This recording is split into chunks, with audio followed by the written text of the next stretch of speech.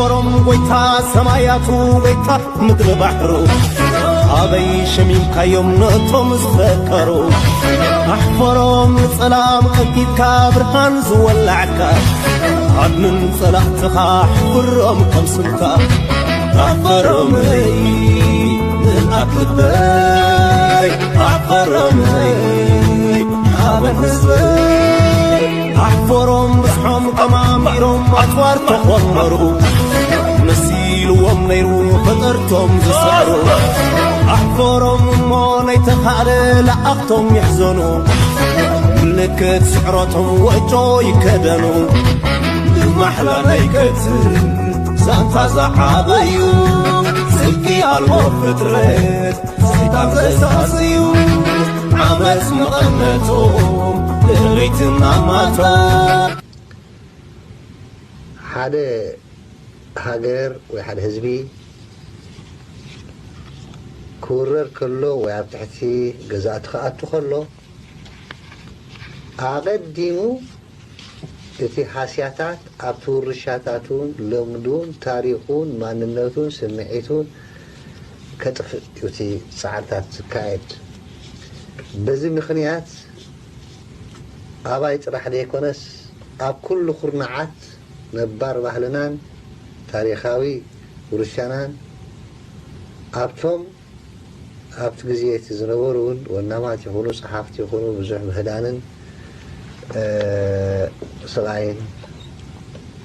نيرو معناتيو أنا دم حدا خابومي بتقول الله ما ننت هاجر زجلس يقول نارت بهالي نحن عندما ما ننت إرترا نقالح ننصبارق سلزنبرنا نزيوتي قبل علي تتأمات النت ويكا سلقي بس الخرز خالكو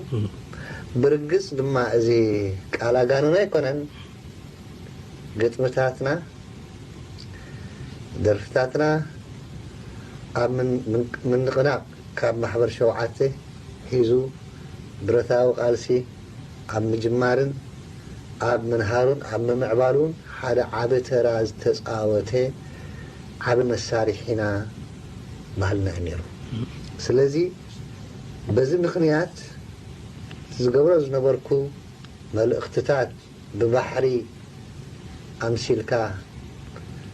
بأوام برخاتات بأواف مرور بشخاتات بإنباتات بأخرانات بروباتات النام سلكا التم حلالفو مالأختي إن هزبنا بغللو هاجراو سمعي تحجيرو أنسال سلاتو كل عالن كعتاغن كقوامن عبد الرحي تقبر سلاز نبري كمزلنا سرحنا دقا ناقدني بسرعة متهدن بقالة سميرنا مالتيو بزخا نعاي ككاتاتو لنخيلهم بسلام عرف أبقرنوتي يقبلكا سلام تخاتاتلتي سول ميديا بزلزلكم وسلامكم يبزح نخلاتكم تخاتاتلتي أمل عالم زلكم زعبكم زنقاسكم أفكرتي بحر نطبباوي دكتور بركة منقص أب نخلاتنا تبعاتي هذا يعني طبب جيشا زي ودت قالات تقديحي كموقيانوس زي ودا يا ስለዚህ ክቡራት ተከታተልቲ ሶል ሚዲያ እቶም ገጠምቲ ጽቡቅ አፍልጦ ዘለኩም ከምኡውን ንኽቡር በረከት ሰዓት 6 በርሊን ታይም ዓርቢ ኣብ ሶል ሚዲያ መጺና ኩላትና ብዝተኻለና መጠን ብሓንሳብ ኮፊልና ይህን እናተባሃልና ገጠምቲ ከምኡ ከዓ ዘየንት ዝተፈላለዩ ነገራት ከነቕርብ ስለዝኾንና ሰዓት 6 ፒኤም ኩላትኩም ተኸታተልቲ ሶል ሚዲያ تذكروا يلابوكم يا خبيدي بتاعني عندي زي اختري كل خاص اللي يا مستي فلوت سنوب دوغ مس قالوا يا كلاتنا يخيدنا نبيتسب صنعات يهاب نملا حزب إرترا صنعات يهاب كما كان سنه طبباويان عرقت محازوت يا دي كم تريو دلهم زا غاليا كلاتهم تم إرتراويان كا بتعم نفعت ኣብ ግዜ ሕማሙ ድዩ ኣብ ዝተፈላለዩ ነገራት ኣብ ዝተፀገመሉ ኣብ ጎኑ ደቡ ምባልኩም ከዓ ክብሪ ይሃብኩም ብደቁኹም ረኸብዎ ኦኬ ናይ ሎሚ ትሕዝቶና መቸም እዘን ኣባጊዕ ቀደም ኣብ ኣስመራ ገለ እንድሕር ዳሪኢኹም ንኣሽቱ ባጊዕ ደድሕሪኻ ይመፅእ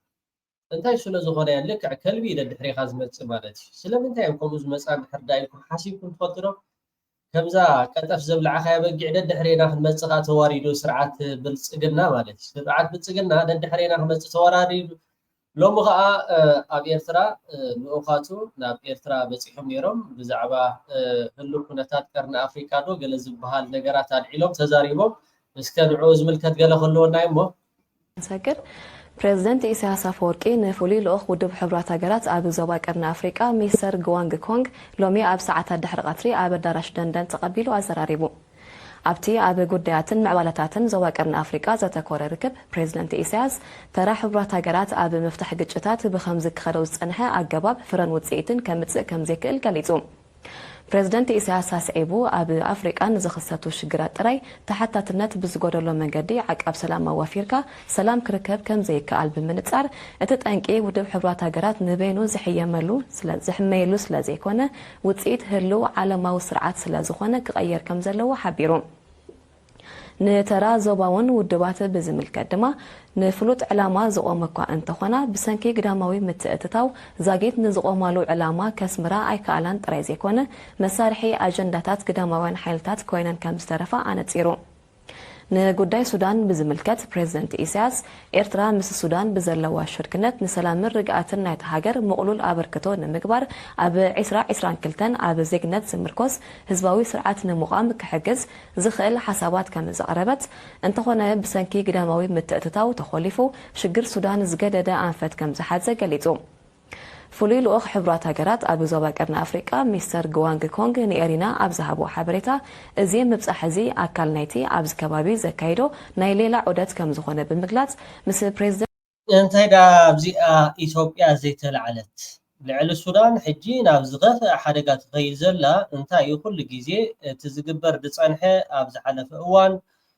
ባዕሉ አብይ አሕመድ ንሩስያ ሊኢኽና ንቻይና ሊኢኽና ንኣሜሪካ ሊኢኽና ከምኡውን ንኣልጀርያ ሕብረት ኣፍሪካውን ሙሳ ፋቂ ናብ ኤርትራ ምብፃሕ ኣካይዱ ነይሩ ቅድሚ ስልጣኑ ምግዳፉ ሕጂ ከዓ ዝትሪእዎ ዘለኹም ናይ ቀርኒ ኣፍሪካ ካብቶም ናይ ውድብ ሕቡራት ሃገራት ኣብ ኤርትራ ምብፃሕ ኣካይዱ ብዛዕባ ሱዳን ዘትዮም ብዛዕባ ዞባ ዘትዮም ኩሉ ነገራት ማለት እዩ እቲ ቀንዲ ዕላማ ናብ ኤርትራ መምፂኡ ግን ክቡራት ተኸታተልቲ ሶል ሜድያ እዛ ኢትዮጵያ ብጣዕሚ ንኤውሮጳውያን ብሕልፊ እዚ ናይ ስደተኛታት ዕለቕልቕ ስደተኛታት ኤውሮጳ ንኸይዕለቕልቕ ከምኡውን ኢትዮጵያ ንኸይተብል ንሕና ከም ንኢትዮጵያ ከረጋጉ ዝኽእሉ ኣብቲ ዞባ ወይ ከዓ ዝኾነ ፍጡር ሓይሊ እንድሕር ሃልዩ ኮይኑ መንግስቲ ኤርትራ ኣብ 1991 ይህወደግ ንኢትዮጵያ ከም ምስ ተቆፃፀራ ክሳብ 7 ዓመት እቲ መካናይዝድ ናይ ኤርትራ ኣብ ኣዲስ አበባ ነይሩ ስልጣን ናይ ይህወደግ ንምሕላው ኣብ ኢትዮጵያ ምርግጋ መንግስቲ ኤርትራ ዘይኢዱ ረኺቡ ዳእምበር ዓብ ታራ ዝተፃወተ እዩ ማለት ድሒሩ እዚ ናይ ሰሜን እዚ እውን ባዕሉ አብይ አሕመድ ዝጠላም ይሁዳ ባዕሉ ንፓርላማ ኣኪቡ ዝተዛረቦ ነይሩ ኤርትራ ተዘይተድሕነና ኣብ ውዕለታ የውዕለና ገለ እንዳተባሃለ ብዙሕ ነገራት ዘረባታት ተዛሪቡ እዚ ግን ቻርተር ወይ ከዓ እቲ መርገፂ ናይ መንግስቲ ኤርትራ ዘይቅየርን ዘይልወጥን ኣብ ውድብ ሕቡራት ሃገራት ከዓ ከምቲ ዝረኣኹሞ ሓሶት ዑብ ኢሎም ኣሜሪካ ንኢትዮጵያ ንኤርትራ ንኸተራዳድእ ተሰማሚዓ ዝብል ዜና ዘርጊሖም ነይሮም ብመንግስቲ ኤርትራ ዝወፀ መግለፂ ግን ዝኾነ ኢን ቢትዊን ኣብ መንጎ ኢትዮጵያን ኤርትራን ዝግበር ስምምዓት ብዝኾነ ኢድ ኣታውነት ናይ ደገ ይኹን ሃገራት ከም ዘይትቕበል ኤርትራ ኣስሚራቱ ለያ ሕጂ ብዓንደ ርእሱ እዚ ልኡኽ እዚ ንኤርትራ ንክሽምግል ማለት እዩ ምስ ኢትዮጵያ ከረሮ ትብል ስለ ዘላ ኢትዮጵያ በቲ ውሽጣዊ ቅልውላው ትሳቐ ስለ ዘላ እንድሕር ዳ ምስ ኤርትራ ሰላም እንድሕር ዳ ፈጢራ ምስ ኤርትራ እንድሕር ዳ ናብ ንቡር ሰላም እንድሕር ዳ መፅያ ንኢትዮጵያ ከተረጋጋእ ትኽእል ኤርትራ ዝብል እዩ እዚ ትሪእዎ ዘለኹም ኣድማሱ ዝበሃል እዚ ኣብ ኤርትራ መጪ ዝወዓለ ምስ ፕሬዝደንት ኢሳያስ አፈወርቂ ኣብ ኣዳራሽ ደንደን ተራኺቡ ብዛዕባ ህሉ ኩነታት ቀርኒ ኣፍሪካ ዶ ገለ እዚ መማቕርቲ እዩ እዚ መማቕርቲ እዚ ሱዳን ዶ ገለ ዶ ብዛዕባ ሱዳን ተዛሪቦም ክኾኑ ይኽእሉ እዮም ብዛዕባ ኢትዮጵያ ከይተዛረቡ ዶ ትብሉ እወ ኣብዚ እንታይ ትሪኢ ኣለኹም ቅድሚ ናብ ኤርትራ መኻዱ ኣብ ኢትዮጵያ ዘተ ከም ዘካየደ ምስ መንግስቲ ኢትዮጵያ ኣድማሱ እዚ ስእሊ እዚ ከም ትሪእዎ ዘለኹም ከዓ እንዳተዛተየ ማለት እዚ ኣብ ኤርትራ መፂ ነይሩ ካብ ቁፃር ቆፂርዋ ዝመፀ ልክዕ ከምታ ኣቐድማ ኣቢልና ክንብላ ፀናሕና ናይ ኣልጄርያ ፈቲኖም እዮም ብናይ ቻይና ፈቲኖም እዮም ብናይ እተን ምስ ኤርትራ ፅቡቅ ዝምድና ዲፕሎማሲ ኣለወን ዝበሃላ ሃገራት ዳርጋ ዘይለኣኸ የለን ማለት እዩ ኣብ ፓርላማ ኣኪቡ እውን ሪኢኹሞ እዮም ለሚና የሚና ዝብል ነገራት ዘረባታት እውን ከይዱ ነይሩ ፍላጎታችን ነው በፍጹም የውጊያ መሻት የለንም በህጋዊና ንግግር ሊፈታ ይችላል ነው ለብዙ ሀገራት በተናጠል ተናገር ያለው ምክር ቤት መስዋዕት ከፈለገ ግን ለአሜሪካ ለቻይና ለራሻ ለአውሮፓ ለአፍሪካ አሁን በተከበረው ምክር ቤት መግለጽ ፈልገው ነገር የኢትዮጵያ የቀይ ባህር አክሰስ ጉዳይ አይቀሬ ስለሆነ ቅድሚያ የሚሰጠው ሰላምና ንግግር ስለሆነ እባካችሁን ሸምግሉንና መፍትሄ አምጡልን ወዚያታ መልእክት ነራና ኢሎም ማዓንተኻ ክደግሞም ተዘይ ኮይኑ ማለት እዩ መንግስቲ ኤርትራ ከምዚ ንሓደ ተኽሊ ወይ ከዓ ኣብ እምኒ ተኺልካ ዘይበቁል ኣብ እምኒ እንድሕር ዳ ተኺልካ ሳይበቁል መንግስቲ ኤርትራ እቲ ፖሊሲ ንዓኹም ኢሉ እሞ ከዓ ነዛ ለማኒት ሃገር ኢሉ ዝቕየረሉ ነገራት የለን መንግስቲ ኤርትራ ፅኑዕ ይመትከሉ ኣብ ሓቂ ዝተመርኮሰ ከምቲ ላዕለዋይ ጀነራል ናይ ሓደ ናይ ሱዳን ዝበሎ ኤርትራ ጎኒ ናይ ፖለቲካ ናይ ሓንቲ ሃገር ዘይኮነስ ጎኒ ሓቂ እያ ስለዚ እዚ ኣማሉድና ዶ ኣዛርቡና ዶ ገለ ዝበሃል ነገራት ሕጂ ንበዓል ቻይና ካልኣይ ግዜ ሳልሳይ ግዜ ክደግሞም ተደይ ኮንካ ከምዛ ቀጠፍ ዝበልዐት በጊዕ ጉድ ተረኺቡ ደድሕሬና ክትመፅእ ሕግዝ ዝኽእል ሓሳባት ከም ዘቕረበት እንተኾነ ብሰንኪ ግዳማዊ ምትእትታው ተኾሊፉ ሽግር ሱዳን ዝገደደ ኣንፈት ከም ዝሓዘ ገሊጹ ፍሉይ ልኡኽ ሕቡራት ሃገራት ኣብ ዞባ ቀርኒ ኣፍሪቃ ሚስተር ግዋንግ ኮንግ ንኤሪና ኣብ ዝሃቦ ሓበሬታ እዚ ምብፃሕ እዚ ኣካል ናይቲ ኣብዚ ከባቢ ዘካይዶ ናይ ሌላ ዑደት ከም ዝኾነ ብምግላጽ ምስ ፕሬዝደንት ኢሳያስ ሃናፂ ርክብ ከም ዘካየደ ንሰላምን ምርግጋእን ናይቲ ዞባ ድማ ምስ ኤርትራ ብቐረባ ክሰርሕ ቅርብነት ከም ዘለዎ ገሊጾም ሰሚዕሞ ዶ ምስ ክቡር ፕሬዝደንት ኢሳያስ አፈወርቂ ነዊሕ ዘተ ከም ዘካየደ ኤርትራ ከዓ ከምቲ ክቡር ጀነራል ስብሓት ኤፍሬም ዝበሎ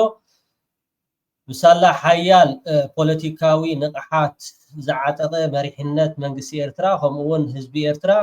ኢድን ጓንትን ኮይኑ ኣብዚ ደረጃ እዚ ኤርትራ ከም መፍትሕ ናይ ኣፍሪካ ግለፎ ዝቐርኒ ኣፍሪካ ገለና ተባሃለ ዝዝረብ ዘረባ ማለት እዩ ኤርትራ መፍትሕ ናይ ኣፍሪካ ስለዚ ሕጂ ናብ ኤርትራ ዝመፁ እዚ ጉዳይ ናይ ሱዳን ግደፎ ናይ ሱዳን ግደፎ ሱዳናውያን መሳኪን ኢማራት ዓረብ ከም ድልያታ ኣብኡ እንዳገበረት ብዙሕ ነገራት ዕንወት እንዳፈፀመት ኢዶም ኣጣሚሮም ክርዩ ንዕዘብን ርኢና ኣለና ፕሬዝደንት ኢሳያስ አፈወርቂ እውን ናይ ግዳም ምትእትታው ኣብ ሱዳን ዝግበር መንግስትን ህዝቢ ኤርትራ ከምዘይ ቅበለውን ኣስሚሩሉ ካብቲ ዝገርም ግን እዚ ናይ ኢትዮጵያ ነገር ግን ብጣዕሚ የሻቁሎም ከም ዘሎ ማለት ኢትዮጵያ ንኸይትምተን ኤውሮጳውያን ከዓ ዋሕዚ ስደተኛታት ዕልቕልቕ ንኸየጋጥሞም ማለት እወ ኤውሮጳውያን በቲ ዝኸድዎ ጉጉይ ኣካይዳ ኣብ ልዕሊ ፖሊሲ እቲ ቀርኒ ኣፍሪካ ግዳይ ንኢትዮጵያ ገይሮማ ጥራሕ ዘይኮኑስ ንኢትዮጵያ ንክትባታተን እዞም ሕጂ ዝጓዩ ዘለዉ እዮም ሕጂ ጉዳይና ይኮነን ንሕና ከም ኤርትራውያን ንኢትዮጵያ ኢልና ብዝኾነ ነገራት መገዲ ስለምንታይ ኣቦታትና ደኢዶም እዮም ረኺቦም ንሕና ደኢድና ኢና ረኺብና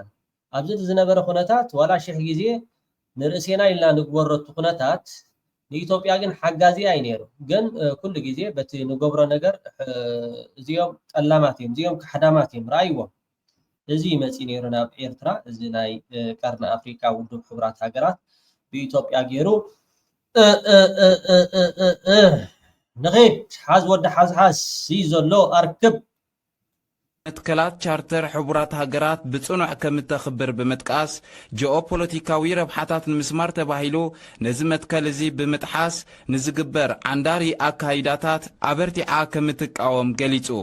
ኣብ መበል 24 ዓመታዊ ኣኼባ ሚኒስትራት ጉዳያት ወጻኢ ናይ ባሕሪ በሪ ዘይብለን ኣብ ምምዕባል ዝርከባ ሃገራት ድማ ኤርትራ ነዊሕ ገማግም ባሕሪ እትውንን ላዕላዊት ሃገር ከም ዝኾነት ወደባታ ድማ ሃገራዊ ንዋይ ከም ዝኾና ዝሓበረ ሚኒስተር ዑስማን ንንግዳዊ ይኹን ሎጂስቲካዊ ኣገልግሎት ናይ መውዓልን መስርሕ ኣብ መንጎኣን እቲ ደላይ ወገንን ብዝግበር ቀጥታዊ ዝርርብ ከም ዝውሰን ብናይ ወጻኢ ሓይልታት ዝግበር መንጎኝነት ድማ ሕጋዊ ይኹን ፖለቲካዊ ባይታ ከም ዘይብሉ ኣነጺሩ በቃ እዚኣ ኩላትና እዚኣ ካብታ ብልጽቲ ዝኾነት ኣብ ውድብ ሕቡራት ሃገራት ዝተዋሃበቶም መድሃኒት እዩ ግን መድሃኒት ብግቡእ ስለ ዘይውሕጥዎ ኩሉ ግዜ ለማኒ ንኽልሙን እዮም ዝጎሹ ዳ እምበር ብዛዕባ ፖለቲካ ናይ ሃገሮም ገዲስዎም ኣይኮኑ ፖለቲካ ናይ ሃገሮም ገዲስዎም ኣይኮኑን ዝገሹ ወይ ከዓ ርክባት ዘካይዱ ማለት እዩ ስለዚ ንሕና ኣይንርስዖን ኢና ስለምንታይ ኣብ ርእስና ዝወረደ በደል በዛ ገምጃዕ መጀመሪያ ወዳጅም ጠላትም ማወቅ ያለበት የኢትዮጵያ ሕዝብና መንግስት የሀገር መከላከያ ሚኒስቴር ክህደት ተፈጽሞበት በገዛ ወገኖቹ ጥፋት ሲካሄድበት የኤርትራ ሕዝብና መንግስት ወደሱ የሄዱትን ወታደሮች የያዘበት ወደ ፈለጉ እንዲሄዱ የደገፈበት መንገድ የሁል ጊዜም የኢትዮጵያ ውለታ ነው። ማንም አክቲቪስት ነኝ ብሎ በተናገረው እንትን የሚበላሽ ጉዳይ አይደለም። አንድ ነገር የተከበረው ምክር ቤት እንዲገነዘብ እንፈልገው በችግር ቀን ሰው አብሮ አይቆምም። እንኳን ሰው የራስህ ጥላ ጨለማ ሲሆን ይከዳል። ጥላን የምታየው ብርሃን ሲኖር ነው ሲከተል የምታየው። የራስህ ጥላ ብርሃን ሲኖር ይከተላል፣ ጨለማ ሲኖር ይሸሻል፣ አይታይም። በችግር ጊዜ የኛ ወታደሮች ከሞት ሸሽተው ሄደው የተደረገላቸውን ክብካቤ የኢትዮጵያ ታሪክ አይረሳው። ይሄን እንድንክድ እንድንረሳ እንድንሳደም የሚፈልጉ ኃይሎች ሞኞች ናቸው። አናደርግም። እሱ በጣም ነው የምናመሰግነው የኤርትራ ሕዝብና መንግስት ስላደረገው ነገር። አብርሃም በላይ ከንታይ ትብል ኣብ ኣስመራ ናይ ክልተ መዓልቲ ናይ ስራሕ ጉዕዞ ክቡር ጠቅላይ ሚኒስትር ዝመርሕዎ ቡድን ውፅኢታዊ ዝኾነ ምይይጥ ገይሩ ተመሊሱ ኣሎ። ተዋና ዓላማ ናይቲ ጉዕዞ ብመሰረቱ ሓቢርና ክልቲኦም ሃገራት ሓቢሮም ክሰርሕዎም ዝግብኦም ናይ ሰላም ናይ ልምዓት ስራሕቲ እንታይ ክኾን ኣለዎም ኣበይ ድሂብና ሓቢርና ክንሰርሕ ንኽእል በተለይ ከዓ ናይ መሰረተ ልምዓት ምትእስሳራት ናይ መንገዲ ናይ መብራህቲ ናይ ቴሌኮም ስራሕቲ ናይ ግድባት ስራሕቲ ኢሪጌሽን ሓዊስካ ሓቢርና ክንለምዐሎም ክንሰርሐሎም ንኽእል ኤርያታት ፈሊና ኣለና። ኣብዚ እውን ከመይ ክንሰርሖም ዘለና ተስማሚዕና ኣለና። ካብዚ ብተወሳኺ በተለይ እቲ ናይ ጥፋኣት ሓይሊ ናይ ቲፒኤልኤፍ ናይ ጥፋኣት ሓይሊ ኣብ መከላከያ ሰራዊትና ክሕደት ምስ ፈጸመ ንዕኡ ተኸቲሉ ኣብ ዝተኻየደ ናይ ሕጊ ምኽባር ኦፐሬሽን እቲ ናይ ጥፋኣት ሓይሊ ብተደጋጋሚ ናብ ኣስመራ ሮኬት እናተኮሰ ነቲ ናይ ኤርትራ ሰራዊት ብግዲ ናብ ንባዕሉ ንምክልኻል ክብል ናብ ትግራይ ቦርደር ሓሊፉ ኣትዩ እዩ። ስለዚ ገርስን ናጽ ኣይኮነትን ኢሉ እዚ ትሪኦ ዘለኹም ከብካቢ ከብቲ ከምኡ ከዓ ኣባጊዕ ገለ እዩ ነይሩ ኣኽርያ ተወሊዱ ዝዓበየ ትግራዋይ ብነብሰ ምትሓድ ሳቐ ካብ ኤርትራ ኣብ ዓሰብ እንታይ ኮንካ ቀዳማይ ነገር እቲ ኩናት 98 99 2001 እዩ ነይሩ። ንስኻ ኣባል ክንደይ ዙርያ ኢኻ ነርካ ኣብ ዓሰብ ተወጊእኻ ዲኻ ዋ ንቦርድ ኢልካ ባዕልኻ ወዲድካ ማለት እዩ። ንቦርድ ክትከውን ማለት እዩ። ትግራዋይ ኢልካ ተፋኒኻ ማለት እዩ። ትግራዋይ ኢልካ ተፋኒኻ ንሱዳን ከይድካ ብሱዳን ጌርካ ናብ ትግራይ ኣቲኻ ሕጂ ብጣዕሚ እዚኣ ተዓዲሙ ኣቲዶ እዛ ናብ ትግራይ ኣትዩ ሻዕብያ ከምዚ ገይሩ ዶ ገለ ዝበሃል ነገራት ሸረፍካ ሓሉ ኦኬ ሸረፍካ ሓሉ ኣይተሓሱ ስምዓዮ ዶክተር አብርሃም እንታይ ክብል ፀኒሑ ሰሚዕኸ እንታይ ማለት እዩ ዝሕጂ ናይ ዝኩሉ ድሕዝነኒ ግን ናይ ህዝቢ ትግራይ ግፍዒ እዩ ከመይ ተልክኒ ኤርትራ ልኡላዊት ሃገር እያ እንዳበለ ክንደይ ዓመት ወላዚ ጆኖሳይድ ተካየደ እኮ ቀዳማይ በዚ ኩነታት እዚ እዩ ኤርትራ ቆሪፅኩም ሸይጥኩማ ተኸላኺልኩምላ ልኡላዊት ሃገር እያ እንዳበልኩም ጋብ ሕጂ ዓቂብኩማ ኢትዮጵያ ፍሪድኩም ንዓኣ ከምዚ ገይርኩም ቀዳማይ ነዚ ህዝቢ እዚ ሓደጋ ድወድቆ በዛ ኩነታት እዚኣ እዩ በዛ ጠንቂ እዚኣ እሱ ከይኣክል ከዓስ ህግደት መፂኡ ሽዑ ከምዚ ክገብር ከሎ رأيه حزب تግራይ ድወርዶ ደል ክንደ ደኸሎ እስኩስ ኢደይ ተንኸስኩ ዓይነት እዩ ያ ተኾን ደላ ስለዚ ምስ ስርዓት ዝኣነ ዘራኽብ ምኽንያት የብለይን ጎረቤት እዩ ተኽበረኒ ከኽብረ የኽበረኒ ከምዛ ዝገበራ ተገይሩ ከዓ ከምታ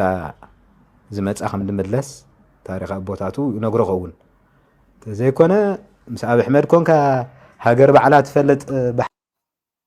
ሸቃጥ ቆርበስ ወይነኸ ህዝብ ትግራይ አሚኖ ህዝብ አምሓራ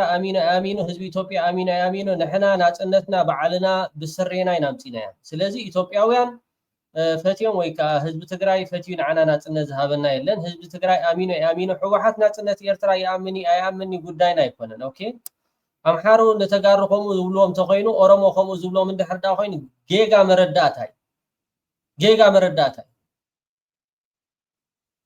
ጌጋ መረዳእታይ أسمرة تزياتي هاي تقرأوا يتبل نيركا بش تاي والدي تحت قبر دي حت متص نيركا باتو استفقيد كالو حج شعوغن سبات انداقة تلكا أسمرة حت بتسيحي تناتك أجندا نتناتكم وطنيو سلازي أي سلام أي كوينات نهزبي إرترا بخسارو حانيكا كما حبرسب عالم نتيلكا زستقبر أبلع الهزبي إرتراخ جونوسايد كابز عبي قصفت مبتتان نهزبن منقسم إيرترا نمدخا مستقبرخ أي تفلطون ديخا حساوي مدانا قري سلازي شرف كحل ساخامس أرقنا حمود خوينكا هو عسب أبي أحمد كوسدا أيدليني أبي أحمد عسب ناي إيرترا كامل كتكا تقراوين ديها كامل كتكا بزعبا عسب ناي كما خا خزارة وين دلينا نحنا مستوى أورجينال تقارو سلامن فقرن زدلي نسخا بتحدى نهزب إيرترا خران دا أتخالو بتحدى خا نعسب ككلا خلو اللي يقل لا أيتر لينا نحنا بقدميتنا دا أمبر بحقونا خنهر وين دلينا إيرتراوين بقدميتنا دا أمبر بحقونا خنهر وين دلينا بالحرج أو تات قرايكا شرف كاجير كخوف قال خا أو تبلاني رازا مزربع زا مزربع خان تاي تبلاني را أو تبلاني را من يناصنت إيرترا زعم حوحاتي أمني هو ناصنت إيرترا تأمن ندحر دانيرو سلامتاي بعصوان كبان حزبن منقسن إيرترا نمدخا مسرح نيرو خابز عبيدو نجر نيري تينداتا زرقيحا أب تግራይ نحزب إيرترا نخصنت نحزب إيرترا نخفلس استقبرس ناصنت أمني قلقل قدفو زي خمزي تاجربات قدفو نحنا بسرينا بدمنا بعصمتنا نينا أمسينا دان 4 نتبي أمحراي إيمن تدلي إيمن قداينا يكونن نو أمن يزبل خساب بأفوس تزاربه ولا حدا خنقبروينا يخلينا سد ديمقراطي لزولبت إثيوبيا تدليو بأفوناتنا يبل تدليو أي إيمن تدلي صارف قداينا يكونن جيزي يبلنا نو أنا سأمني برت حيزو خساب أبدو ديمت برت حيزو مسمت جن أقدمه صرنا أخسبر مخالق فلت كخلانه لازم زي نحنا نأمنينا دو قل نبلينا دو قل زبهال قل فوزي متالدي زي ناي سركي أبي أحمد وكو قال بقالو سلازمت أدا أمبر قال بقالي بكم مسيو باكا قال بقالو من تايدي تفتين خساب بارون تحت قورو ديهم مسيهم تايدي هم قورو مسيهم خساب عد بقيعة أورونا أو أجرم خلنا تحت قبر اليوم ماتيهم لا يدوب حتى نحر دانيرو ببادم مخود دانيرو سلازي تصريك خلال لو خم بعد زياتهم نزيد صمدو يدقوا فين دابلكا عد قرادو ولا خاب توم من الدرابي كما كان ود كما كان أتا مريت إيرترا السخا أنت حسكا قبل علم منقسم حزبين إيرترا هقدف إلني كإلا لو خاتمي ماني خاصها መንግስትን ህዝቢ ኤርትራ ስከለ خلالو ህግደፍ ከለ خلالو ከብካብ ጥሪት ትግራዋይ ኢልካ ተሰናቢትካ ዓለኻ አገልግሎት ከድካ ተገፊፍካ ከድካ ድሓር ሽዑ ኣነ ትግራዋይ ኢልካ ተሰናቢትካ እዚኣ ከ ታሪክካ እንታይ ታሪክ ኣለክ ስለዚ ሰባይ ተሓሱ ከመይ ተልክኒ ኤርትራ ልኡላዊት ሃገር ያ እንዳበለ ክንደይ ዓመት ወላዚ ጆኖሳይድ ተኻየደኮ ቀዳማይ በዚ ኩነት ኣዝዩ ኤርትራ ቆሪፅኩም ሸጥኩማ ተኸላኺልኩም ላ ልኡላዊት ሃገር ያ እንዳበልኩም ጋብ ሕጂ ዓቂብኩማ ኢትዮጵያ ፍሪድኩም ንዓኹም ዝገርኩም ቀዳማይ ነዚ ህዝቢ እዚ ሓደጋ ድወደቆ በዛ ኩነት ኣዝያ እዩ በዛ ጠንቂ እዚኣ እሱ ብኣፉ እዩ ዝብል ኣሎ ጢት ኣይተኮሰን ኣሎ ጢት መሰተኮሰ ድሓር ሽዑ ከነማዛዝኖ ንኽእል ማለት እዩ ጢት ምስተኮሰ ብኣፉ እዩ ዝብል ኣሎ ሕጂ ኮሱ ኢሊ ብኣፉ ኣብ ማሕበራዊ ሚድያ እዩ ዝብል ኣሎ ጢት ምስተኮሰ ግን ድሓር ሽዑ ምስትናትኩም ነናፃፅሮ ኣይ እናፃፀርን እዩ እሱ ብኣፉ እዩ ዝብል ኣሎ ንስኻትኩም ግን ብኣፍኩም ኢልኩም ኣብ ባይታ ከዓ ፕራክቲካ ሰሪሕሞ ኦኬ ብኣፍኩም ናፅነት ኤርትራ ንኣምን ኢና ትብል ነይርኩም ብኣፍኩም እቲ ተግባርኩም ግን ንናፅነት ኤርትራ ምእማን ደይኮነስ ንናፅነት ኤርትራ ንምፍራስ ኢኹም ሰሪሕኩም እዚኣ ክትኣምኑ ትክእሉ ኣሎ ንናፅነት ኤርትራ ንምፍራስ ኢኹም ሰሪሕኩም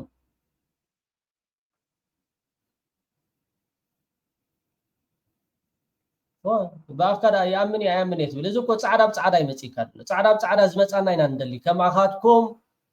ብኣፉ ካልእ ዝብል ብድሕሪት ከዓ ካራ ዝእትወልና ግን ብድሕሪ ሕጂ ንሕና ከም ኤርትራውያን ኩሉ ኣብ ኢድና ስለ ዘሎ ብዝተኻለካ መጠን ከማን ካብ ትግራይ ወፂኻ ንዩጋንዳ ናብ ኬንያ ኸይድ ወረቐት ንኩላትኩም ክስደደልኩም እዩ እቶም ኣብ ትግራይ ዘለኹም ፀፋዕ ዓፋዕ ትብሉ ዘለኹም ኣብኡ ኮይንኩም ብዙሕ ነገራት ትገብሩ ዘለኹም ብዝተኻልካ መጠን ምስቲ ተመስገን ሰና እንዲ ዋላ ምስቶም ካልኦት ኣብቲ ኬንያ ኣብቲ ዩጋንዳ ገለ ኸይድ ንኩላትኩም ከምቲ ህዝባዊ ግንባር ሻዕብያ ዝገብሮ ዝነበረ ኣብ ዝቐረባ መዓልትታት ደብዳቤ ክስደደኩም እዩ ኣብ ገገዛኹም ማለት እዩ ውፁ ዝበሃል ወይ ከዓ شرفكم حلو جمالكم حلو ህዝባዊ ግንባር መጀመርታ ኣብ ኣክሽን ይኣቱ ስለዚ ከምዛ ዓይነት እንዳተዛረብካ ንሕና ሞኽታና ክንበላዕ ኣይኮናን ብዝኾነ ናፅነትና ብቅልፅምናን ብደምናን ኢና ምፂና ዒም ዝተበለኻ ይተሓጎም ማለት እዩ ኦኬ ደንቲ ሃገረ ኤርትራ ኣነ ዘለኒ ሕቶ ኣብ ናይ ናፅነት ኤርትራ እዩ ኣብ ናይ ናፅነት ኤርትራ بحد حد زربا سمعوا خلخا ملس سالاد فرمي ناس النت ناوسيدنا ملس تدي فرم نيرو ناس النت اي موسدنان دبل زربا نسم يسمع يتخندي جغانو اطفينا دنصانا يو يغني لي اب شان 991 زي كونه اب شان 980 اب شان 980 ናጽነትና በኃይል ጠበንጃ ዘይኮነ ብሕጋዊ ፖለቲካዊ መገድውን ከነረጋግጾ ኢና ተባሂሉ ናይ ረፈረንደም ሓሳብ 1980 ተኣወጀ 1991 ኣይኮነን መጽዩ ህዝቢ ኤርትራ ብቃልሱ ካብ ዝዕወት ዝጠራጠር ሰብ እኳ ተዘይነበረ ናይ ግዜ ናይ ሰዓት ምናልባት ነፍሱ ወከፍና እናቱ ግምት ነይርዎ ኸውን ይኽእል ኣብ መወዳእታ ግን ብሕጋዊ መንገዲ ረፈረንዱም ጌርና ከነረጋግጾ ከም ዘለና ሽዑ 91 ዝመፀ ይነበረ 91 ምስ ተረጋገፀቲ ናጽነት ብግብሪ ናይ ሕቡራት ሃገራት ዋና ጸሓፊ ሽዑ ዝነበረ ፍሉይ ልኡኽ ሰዲዱ እቲ መስርሕ ቃላጠፈልኩም እንትስ ምስ ኣብ ኣዲስ ኣበባ ዘሎ መንግስቲ ተሳሚዕኩም ተገበርኩሞ ደኾነ ይመሓሸን ተባሂሉ የለን ንሕና ንናጽነትና ዝኾነ ይኹን ሓይሊ ኣብዚ ዓለም ድሕሪ ኩሉ ከዓ ኣብ ኢትዮጵያ ዘሎ መንግስቲ ክፍርመልና ኣይንዘልን ኢና ተሳሚዕና ከነቃላጥፎ ምስ ኣብ ኣዲስ ኣበባ ዘሎ መንግስቲ ዓርክናን ማሓዛናን ስለ ዝኾነ ምስኡ ተሳሚዕና ሕጂ ናጽነት ከነምጽ ወይ ድማ ነቲ ናይ ናጽነት መስርሕ ከነቃላጥፎ ኣይንደልን ኢና ኢልና ኣቢና ከምኡ እንተዘይኮይኑ ረፈረንዱም ክካየድ ኣይኽእልን እዩ ተባሂሉ ረፈረንዱም ሕቡራት ሃገራት ኣይካፈለን እንተኢሉ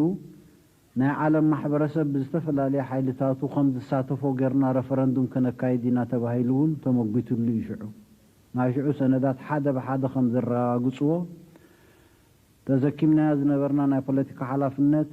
ነዚ እዋን እዚ ነዚ ወለዶ እዚ ዘይኮነ ንመጻኢ ወለዶታት እውን ትርጉም ስለ ዘለዎ ናጽነትና ከዓ ደምና ከፊልና ተቃሊስና ዘምጻናዮ ኣብ ርእሲ ምዃኑ ኣብ ናይ መወዳእታ ሰዓቱ ብፌርማን ብቀለምን ናይ ዝኾነ ይኹን ሓይሊ ዘይኮነ ብናይ ህዝቢ ኤርትራ ድምፂ ክረጋገጽ ኣለዎ ንሕና ዝትኮብ ናጽነት ኣብ ላንካስተር ሃውስ ዝፍረም ናጽነት ወይ بخالي استفلالي من قد زوهابنا ناصنت አይንደልና በሕጋው መንገዲ ዓለም ዝፈልጦ ህዝቢ ኤርትራ ኣብ ሙሉኡ ዘድምጽሉ ናጽነት ኢና እንደል ተባሂሉ ናጽነት መሲ መንግስቲ ኢትዮጵያ በቀረባ ይኹን ብሩሑቅ ብጽቡቅ ድልየት ይኹን ብዝተፈላለየ መንገዲ ኣብዚ ጉዳይ እዚ ኢድ ነይሩ ወይ ሊዛረብ ንኻሊ ፖለቲካዊ ዕላማን ተዘይኮይኑ ኣብ ታሪኽ ዝተመርኮሰ ሓቂ ይብሉን መሰልናን ህላዌና ናጽነትናን በቃልስና ጥራይ ዘይኮነ በሕጋው መንገዲ ብናይ ህዝቢ ኤርትራ ሙሉእ ተሳታፍነት ዝመጸንበር ብቡራኬ ወይ ድማ ብቅዳስ ብዝኾነ ይኹን ለግሲ ናይ ዝኾነ ሓይሊ ከም ዘይመጸ ደጊምካ ነቶም ባህልቱም ርግጋጽ ሕማቕ ይመስለኒ ثانك يو ወዳ አፌ ዕድመን ጥዕናኒ ሃብካ ብጣዕሚ ትክክል ካለ እታ ካለ نشرح تسمعينا لنا ካለ ዘይኮን ኣይትዛረቡ እዚ ተዓዲሙዶ ሻዕቢያ አቲዶ ገለገለ ዝበሃል ባዕሉ አብርሃም በላይ ትግራዋይ እንታይ ብለኩም ኣሎ ሮኬት ናብ ኤርትራ ምስተኮስኩም ባጫ ደበሌ ከሚልኩም ሮኬት ምስተኮስኩም ገለ ማለት እዛ ሮኬት ግን ሓንቲ መዓልቲ አልዒልካ ይትፈልጥን ይኸ መድህን ስለዚ እዚ ጀላዕላዕ ምስ ኤርትራውያን ያዋጻኩም ብዝተኻለኩም መጠን ሸረፍኩም ሓሉ ናብቲ ናይ መጨረሻ ክቡራት ተኸታተልቲ ሶል ሚድያ ከምዚ ትሪእዎ ዘለኹም ኣብ ስክሪን ማለት ኣብ ጋዜጣ ሓዳስ ኤርትራ ወፂ ዘሎ ሓደጋ መኪና ኣብ ሰብን ንብረትን ጉድኣት ኣውሪዱ ኣብ ንኡስ ዞባ ዓዲ ቀይሕ ብትሽዓተ ሕዳር ሰዓት 4 ፈረቓን ድሕሪ ቀትሪ ብዘጋጠመ ሓደጋ ምግምጣል መኪና ኣብ ሰብን ንብረትን ጉድኣት ኣውሪዱ እዛ ቁፅር ሰሌዳ ER1 A9275 ዝተቀለት ኒሳን ፓትሮል ዛ ዓይነታ መኪና 6 ሰባት ጽዒና ካብ ሰንዓፈ ናብ ዓዲ ቀይሕ እናተጓዓዘት ኣብ ከባቢ ተኾንዳ ካብ ጽርግያ ወጽያ ብምምጣላ ኣውቲስታ ዝርከቦም ተሳፈርቲ ብከቢድ ፎኪስን ቆሲሎም ሆስፒታል ዓዲ ቀይሕ ተዓቂቦም ከም ዘለው ተሓቢሩ ኣብ ይቅሬታ ኣብ መደበር ፖሊስ ዓዲ ቀይሕ ኑር ዓብደል ዋስዕ ኣብ ዝሃቦ ሓበሬታ ጠንቀናይታ ሓደጋ ሸለልትነት ዘንቆሎ ኣቀዲምካ ኩነታት ጥዕና መኪና ዘይምፍላጥ ከም ዝኾነ ሓቢሩ ስለዚ በዚ ጋጣሚ ነቶም ኣብ ሕክምና ዘለው ኣምላኽ ብቕልጡፍ ናብቲ ንቡር ጥዕንኦም ከምኡ ከዓ እቲ ቁስሊ ቀልቢ ይግበረሎም እንዳበልና ክቡራት ተኸታተልቲ ኣብዞ ዘለኹም ሰላምኩም ይብዛሕ እንዳበልኩ يغني سسناي